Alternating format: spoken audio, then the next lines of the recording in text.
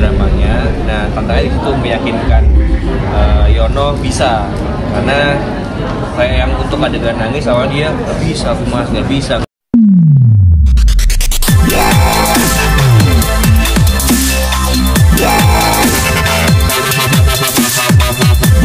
Idolai bapak saya.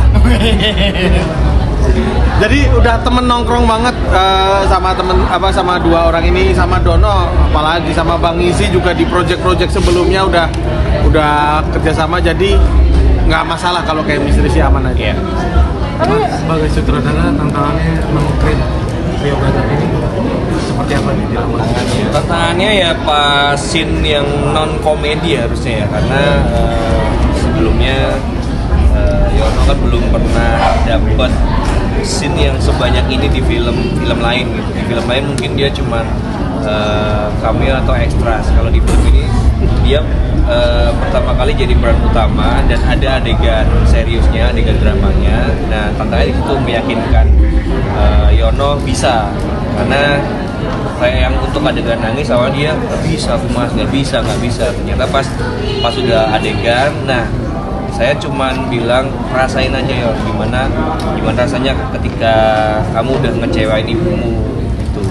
Terus pas dia masuk di adegan itu dan akhirnya rasa itu masuk di perasaan dia, akhirnya dia bisa nangis. Ya sama ini sih, kayaknya tantangan terbesarnya adalah tetap bisa si tiga karakter ini menggambarkan sesuatu yang lucu tapi ya tetap serem gitu. Jadi gimana caranya mereka ketakutan ngeliat setan tapi orang ketawa ngeliatnya, kayak itu juga tantangannya. Sama tantangannya adalah mengerem mereka untuk tidak menurunkan komedi.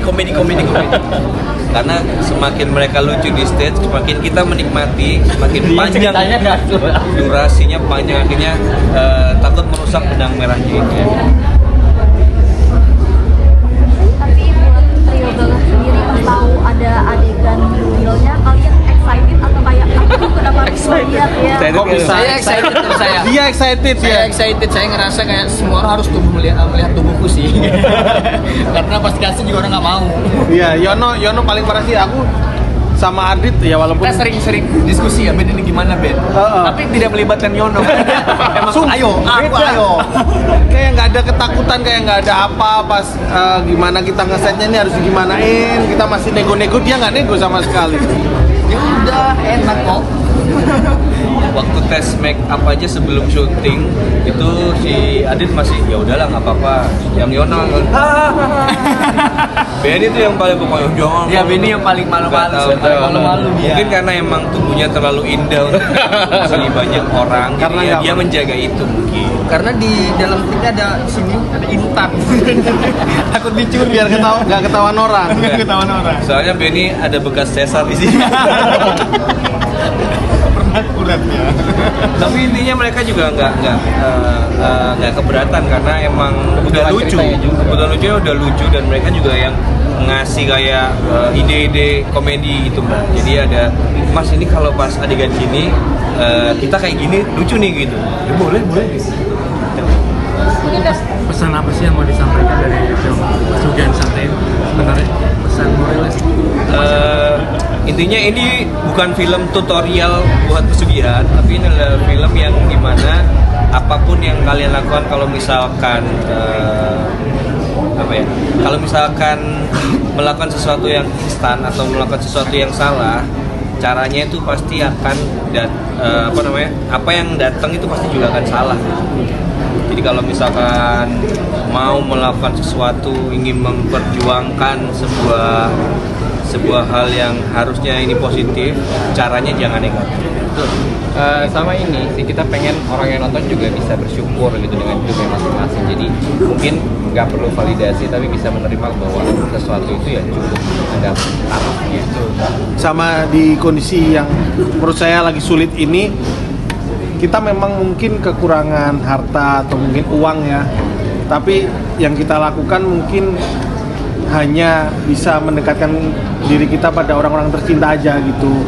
Itu yang mungkin kita lupakan ketika kita punya banyak uang, itu kita akan lupa sama teman-teman kita yang tiap hari nongkrong kayak biasa aja gitu, tapi setelah kita nggak punya uang kita baru kerasa tuh. Nah, di ekonomi yang sulit ini kayaknya kita harus mendekatkan sama orang-orang tercinta gitu, karena mungkin itu tinggal itu satu-satunya kekuatan kita mungkin yang bisa membuat kita semangat lagi. Ada istilah dulu katanya garis kemiskinan itu mendekatkan kita pada tindak-tindakan yang kurang baik.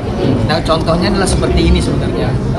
Di tempat kita banyak yang miskin dan kita harus menjaga diri supaya tidak melakukan hal yang nggak baik. Nonton ini kan baik, ya kan? Jadi kalau yang pengen hiburan, capek sama penat hidup, nonton aja biar happy.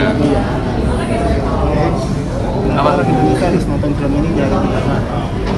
Kenapa orang Indonesia harus nonton film ini di hari pertama? Tolong ya supaya film ini nggak turun. Tolong. Terlalu jujur itu ya. Kalau aku menurutku ini salah satu film yang aku mainkan yang komedinya paling ngawur nih. Yang kita bikin paling ngawur. Iya. Tapi ternyata nggak ngelepas dramanya juga. Dramanya juga dibikin serius gitu. Kayak kita udah punya komedi nih, dramanya nggak usah dipikirin. Nggak juga. Ternyata drama tentang percintaannya juga bagus. Drama tentang pertemanannya, keluarga itu benar-benar dipikirin. Jadi kayak paket komplit. Walaupun komedinya ngawur banget. Ringan lah ya. Sebenarnya tuh ada ketakutan apakah komedi yang semelar ini tuh bisa diterima sama masyarakat, tapi setelah screening kayaknya responnya positif semua, alhamdulillah. Jadi ayo hari pertama hari Kamis tanggal 13 September. Kita setelah take pasti ngomong gitu ya, aduh lucu banget nih.